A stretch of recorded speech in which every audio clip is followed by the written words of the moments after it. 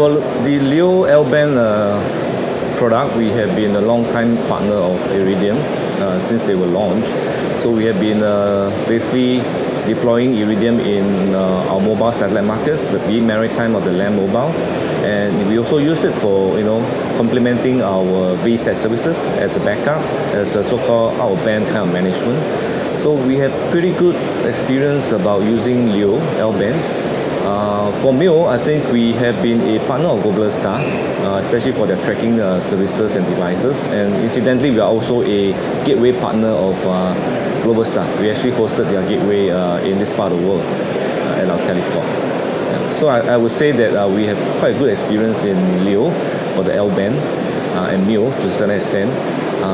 And it has been complementing, I would say, most of our product portfolio, be it maritime or the fixed satellite business.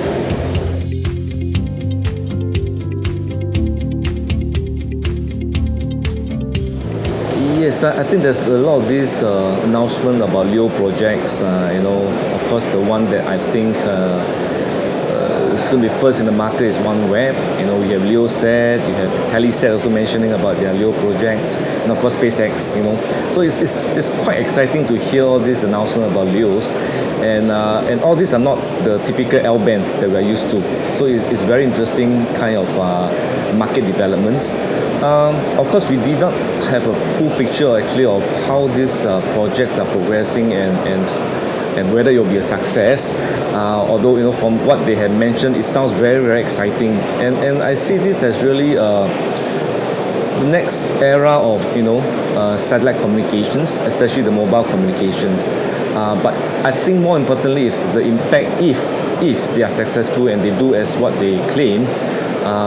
There could be an impact on even the fixed satellite business, the fixed satellite market in terms of VSAT, in terms of perhaps data, video, yet to be seen.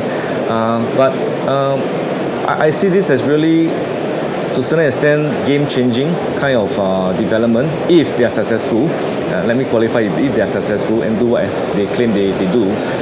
Because I think it will really broaden the kind of platform that we have, especially for the maritime, land mobile kind of environment, where we are not so used to just the L-band kind of solutions, which is, you can count on your hands, Iridium, Thuraya, Limaset.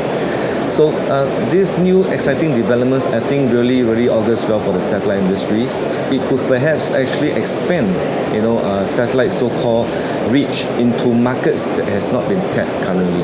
That's how I see. I think if all these constellations are successful, could actually bring on a rejuvenated, I would call it, satellite industry. As you know, now it's actually suffering for a lot of, industry consolidation, disruptions, and price plunging all over the place. Not a very pretty picture.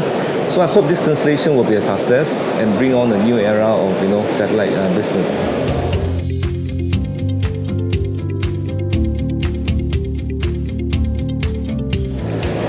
As I explained in the previous questions, I think we see this really as a positive development.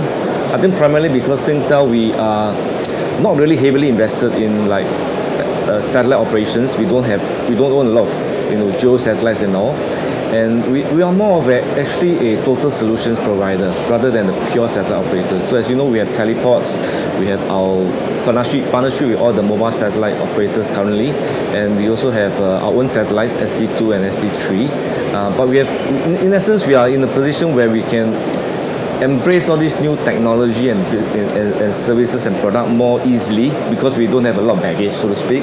Yeah, without having a heavy investment in geo satellites in the constellation up there, we are more so-called in a better position to embrace all this new product, perhaps even more open to embrace all these products.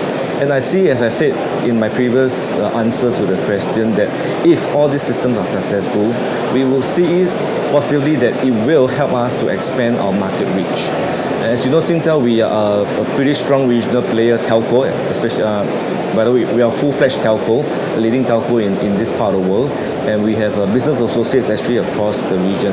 For instance, Globe Telecom in the Philippines, AIS in Thailand, even Bharti Airtel in India and even Africa.